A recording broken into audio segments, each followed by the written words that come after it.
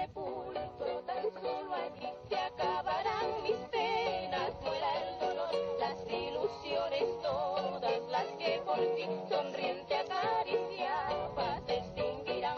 Sepulcro, tan solo allí se acabarán mis penas, muera el dolor, las ilusiones todas las que por ti sonriente acariciaba se extinguirán, durmiendo en una tumba donde mujer me arroja el mar. When we drink a cup of coffee to relax, to get a buzz or what have you, we don't often think about its path from a remote farm in the tropics to our cup.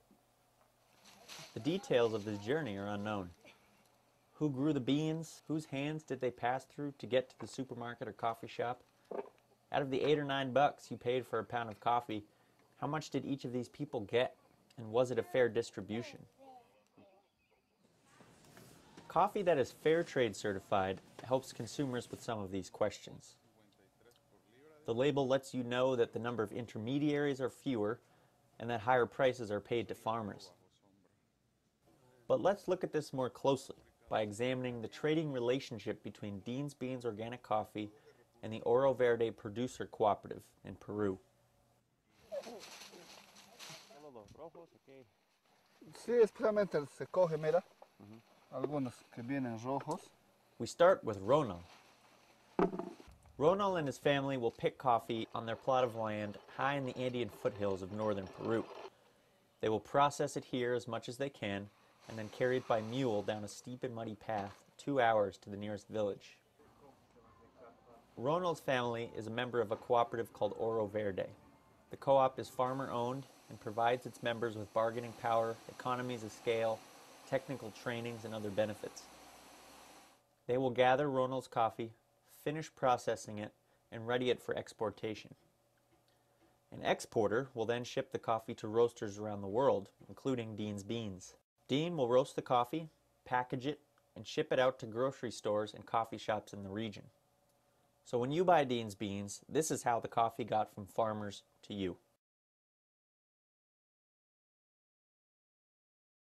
The conventional way of trading differs, in that there are far more intermediaries that get a piece of the pie.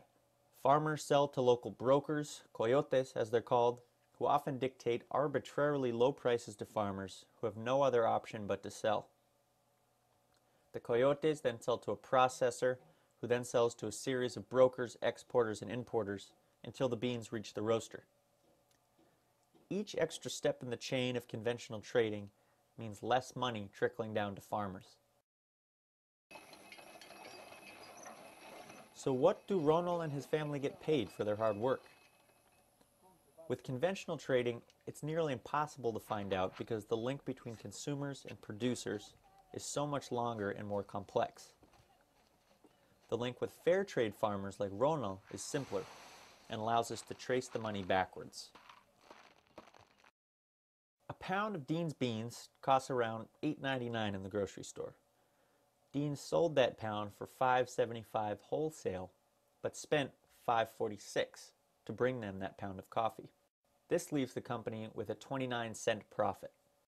Dean's Beans bought the pound for $1.65 from the Oro Verde Cooperative, which subtracts 26 cents for their costs like processing, transport, and others. 10 cents will be used for the fair trade premium. This part of the fair trade relationship goes beyond the dollars and cents of the coffee trade and tries to improve the livelihoods of farming communities.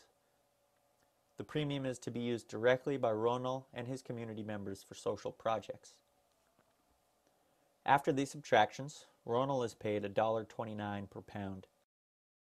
Under conventional trading, Ronald would receive far less, and the price would shift every harvest, contributing to his economic insecurity.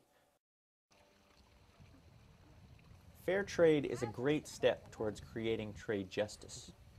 It gives farmers like Ronald more economic security by guaranteeing a minimum price and by cutting out intermediaries who take a piece of the pie. Fair trade also contributes to the social development of farming communities. While conventional trading creates a system where farmers are trapped in poverty, fair trade creates one where farmers have the possibility to improve the livelihoods of their families and of their communities.